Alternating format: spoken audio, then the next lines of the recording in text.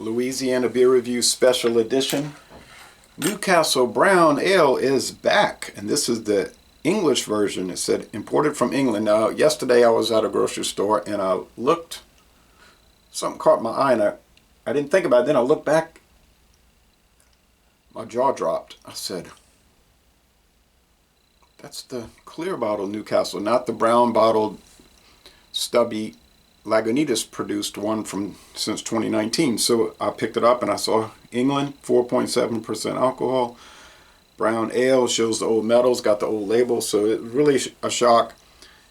And to see that they've decided to bring it back. 2024 Newcastle Brown Ale, registered trademark, brewed and bottled by Heineken, United Kingdom at Tadcaster Brewery, High Street, Tadcaster. Founded 1927 in Newcastle upon Tyne, so it's not produced at the same place anymore. Newcastle Brown Ale, the dog, Brun, or Nuki Brown, but we just call it the one and only. Enjoy. So they're giving it the nicknames. Now the Lagunitas bottles, at least they were 12 ounces. This is 11.2 ounces, so 355 milliliters down to 330. Best by August 2025. And then there's some other coding which I don't understand. 21 plus in USA.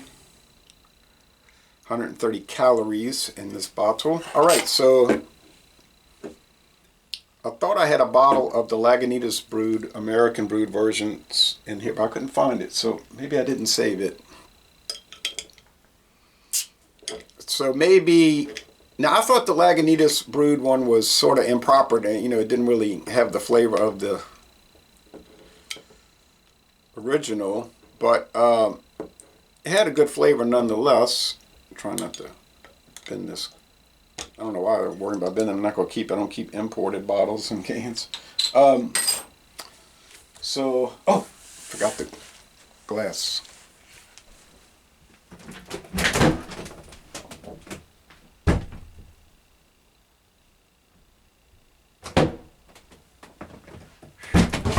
Sorry about that, viewers. Okay,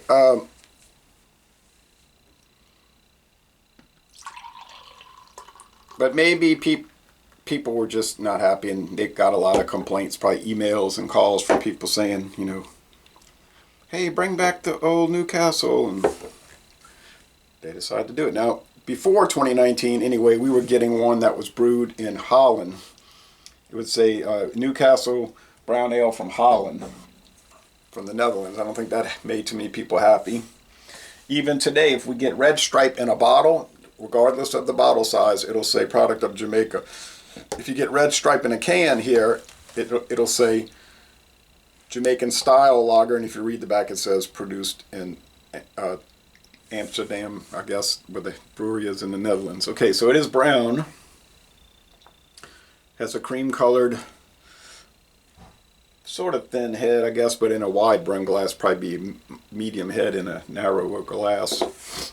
Alright, so back before they start changing everything with Newcastle, like 2010, 2011, 2012, we used to get Newcastle in these 11.2 ounce bottles. I think there was a little different bottle design.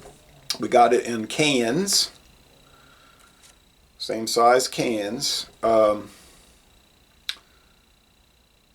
Then you could go to convenience stores and they would have like a 14.75 ounce can, less than a pint. They would have those cans, brown cans. And I think even, yeah, they had like 22 or 24 ounce tall cans at some stores, all English produced. And then around 2015 is when things started changing. You stopped seeing the cans anywhere. I used to see them here in this town. Right there at Matherns, they had it. Down on Canal Street, New Orleans, they would have the cans and bottles, different sizes. Then things start changing. So maybe it's going to make a comeback to an extent. All right, so the aroma.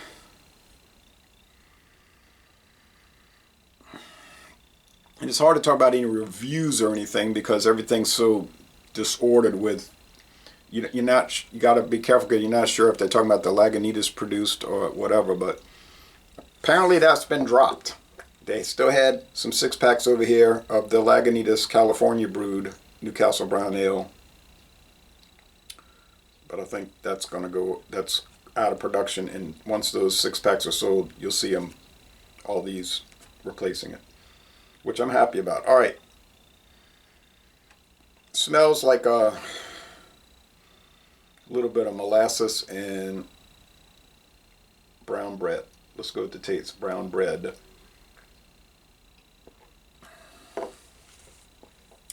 Yep.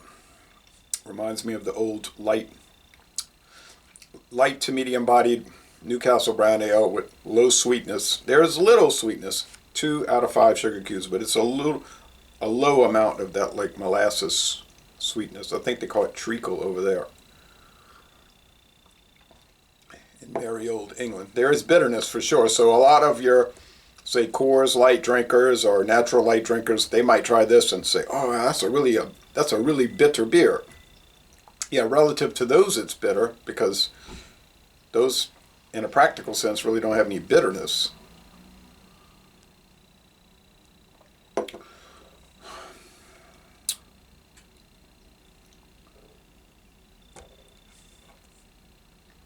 So it's probably 2.5 out of 5 hop cones, 2 out of 5 sugar cubes, like I said.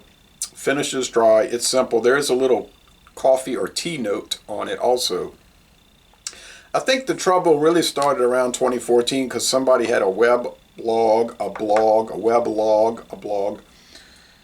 and this person's been largely discredited by just sort of kind of coming up with stuff in her mind, but she was writing about the danger of caramel coloring and allegedly being cancer causing, and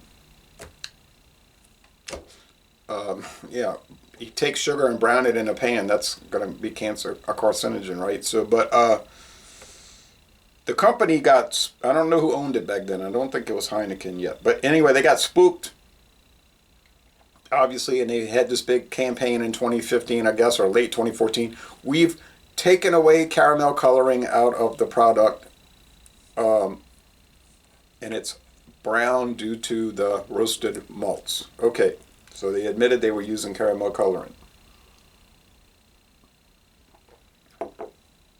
I don't know what the situation is now if they decide just to forget all that and go back to that. But it wasn't a true brown.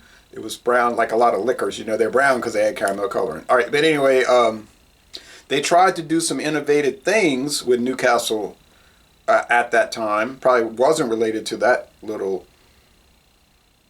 public problem. It was related just because of the craft beer industries getting, you know, the craft beer industry and breweries getting so big. And so they started to innovate. You might remember they had Newcastle Cabbie.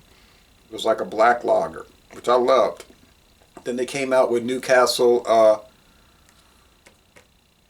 Werewolf. It was like a red ale for the fall, Halloween season. And then Newcastle and Caledonian, I think they were both owned by Heineken at that point. Caledonian and Scotland, they started to do collaborations. And they had like this Brewmaster series, #1, and they had an IPA, Newcastle Caledonian India Pale Ale, which was very good, and maybe a Pale Ale, and then there was something else in that series. And I was like, man, this is good. I hope they keep doing it. I would like to see what the Brewmaster Series #2 is going to be. But then you never saw any of that again. Cabbie was gone, and the website stopped listing it. Werewolf was gone, and the collaboration was gone, and pretty soon Newcastle was gone in 2019 to, like I said, be replaced. And then the English production was gone in from Holland for a year or two, and then this was gone and replaced by the California one. But I guess after 5 years, they decided to throw in the towel on that and go back to their roots. Okay, to an extent, at least the same the old country.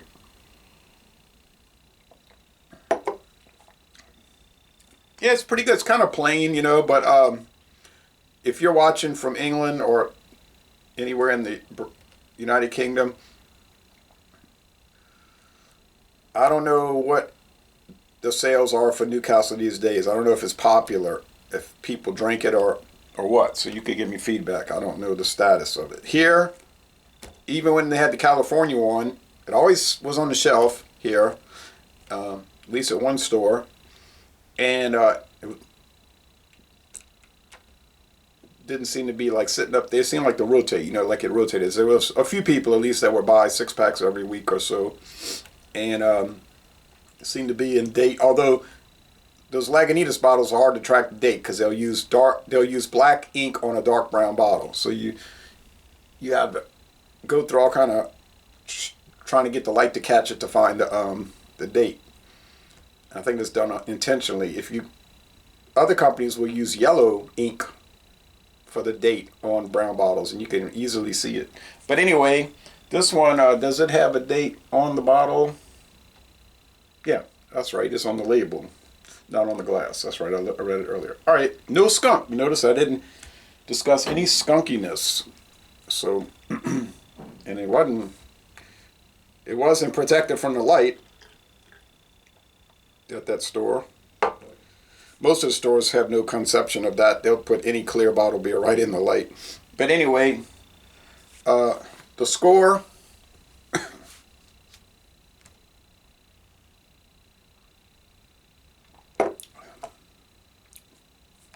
Got a little metallic note, which I think it always used to have something to do with the hops. But yeah, no skunkiness. It's nice, just kind of